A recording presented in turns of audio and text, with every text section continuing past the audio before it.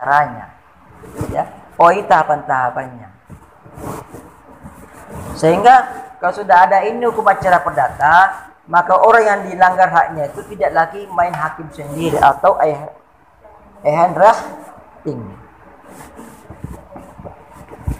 Dia tidak akan melakukan rafting atau perbuatan main hakim sendiri.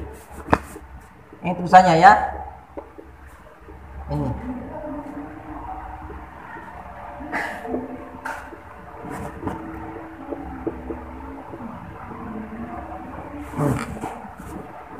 Jelas tak tulisannya? Jelas? Dibaca rafting, ya. Artinya perbuatan main hakim sendiri. Kalau perbuatan main hakim sendiri berarti dia menyatakan orang bersalah, dia boleh menghukum. Dilarang sama hukum. Di dalam hukum dilarang seperti ini. Dilarang menjadi atau melakukan rafting, perbuatan yang melawan perbuatan yang main hakim sendiri. Dia yang nyatakan orang bersalah, dia yang kasih hukuman, dia pun yang periksa. Nggak boleh, ya, bertindak sebagai hakim kalau begitu. Padahal dalam hukum sudah ada masing-masing peranannya.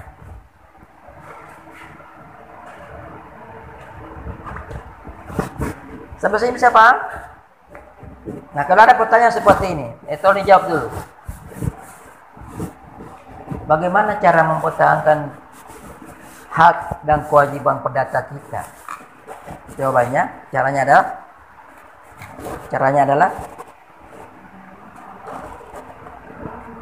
saya tanya, bagaimana cara kita mempertahankan atau menegakkan? Ini saya tidak tahu apa kena kipas angin atau kena suara saya ini sudah masuk.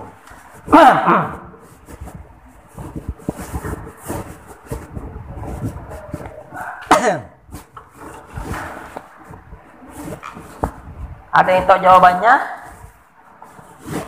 Bagaimana caranya? Hukum perdata material ditegakkan atau dipertahankan. Ada yang tahu caranya? Kalau ada yang mau menelpon silakan, boleh keluar ya. Silakan. Karena perasaan kalau semester lalu selalu ada telepon nenek. Mungkin masih ada. Boleh silakan. Ayo jawab.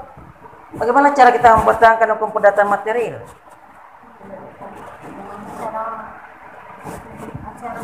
Hah? Bagaimana bahasanya? Diperjelas. Dengan cara hukum acara perdata maksudnya? Dengan cara apa? Dengan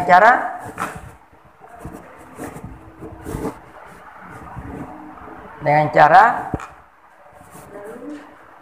melalui apa? Dengan cara, ayo, ada yang lain? Atau serupa pertanyaannya?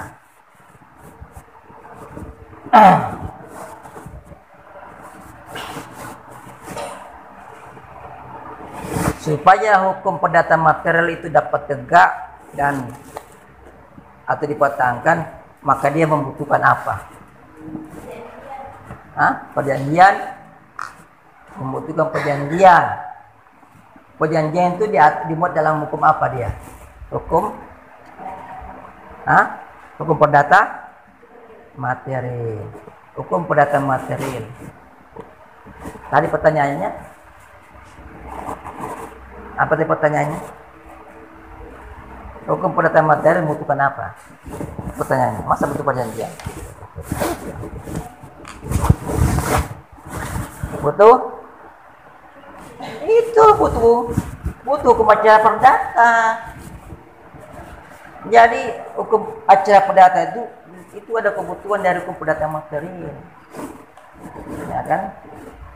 Jadi kalau pertanyaan lebih jauh lagi, bagaimana cara menegakkan hak-hak perdata maupun kewajiban perdata yang dimuat dalam hukum perdata material? Caranya? Simpel caranya. Caranya adalah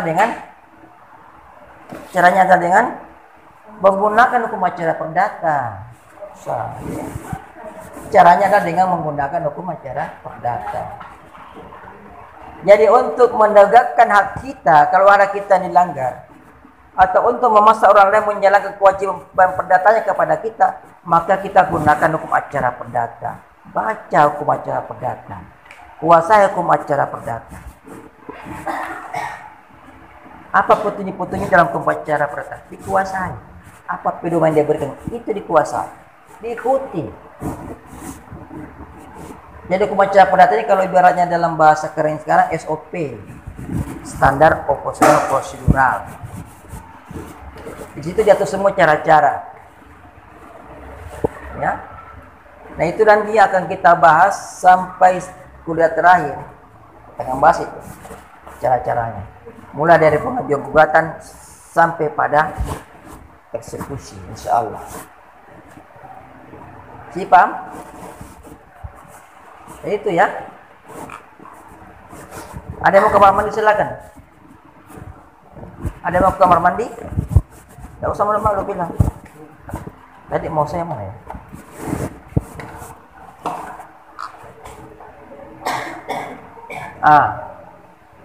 Sebelum kita masuk pada pengertiannya, tadi sudah kasih pengertian tak? Sebentar masih ada pengertiannya. Pengertian hukum acara perdata. Nah sebelum masuk itu saya masuk dulu pengantar. Mas pengantar ini pembagian hukum berdasarkan fungsinya. Sebenarnya tadi saya sudah singgung, ya. Namun saya perjelas lagi. Pembagian hukum itu kalau kita berdasarkan pada fungsinya ada dua. Ada hukum material, ada hukum formil. Ya. Hukum material, hukum formil. Ya. Kalau kita masuk hukum perdata, maka ada namanya hukum perdata material, ada hukum perdata formil. Hukum perdata formil yang ini, mata kuliah ini. Hukum acara perdata. Jadi nama lain dari hukum perdata formil adalah hukum acara perdata. Apa itu hukum material? Atau lebih lagi, apa itu hukum perdata material? Apa itu? Kalau umumnya hukum material adalah hukum yang mengatur tentang boleh tidaknya kita melakukan perbuatan. Ya. Jadi yang membolehkan atau tidak membolehkan kita melakukan perbuatan, ya, itu di dalam hukum material. Hukum itu kan mengatur apa yang boleh dan tidak boleh. Ya. Dan mengatur juga apa yang menjadi akibat yang timbul dari perbuatan itu maupun peristiwa. Perbuatan mana yang boleh dan tidak boleh, dan peristiwa mana yang boleh dan tidak boleh. Kan ada peristiwa hukum. Ya kan? Melahirkan itu peristiwa hukum. Lahir itu peristiwa hukum. Ya kan? Ada akibatnya juga. Jadi itu ada boleh tidaknya perbuatan itu atau boleh tidaknya peristiwa itu. Kemudian apa akibat hukum dari perbuatan tersebut. Kalau kawin, itu perkawinan itu perbuatan hukum. Kawin itu perbuatan hukum. Ada akibatnya. Ya. Apa akibatnya perbuatan hukum? Timbulnya hubungan antara suami dan istri. Kalau timbul hubungan bicara masalah hak dan kewajiban. Ada hak istri, ada hak suami. Hak dan kewajiban suami dan istri. Itu perkawinan. Perjanjian juga perbuatan hukum. Karena dia perbuatan hukum maka kewajiban betul. Akibatnya diatur juga dalam situ. Akibat dari perjanjian diatur dalam hukum materi, hukum perdata materi.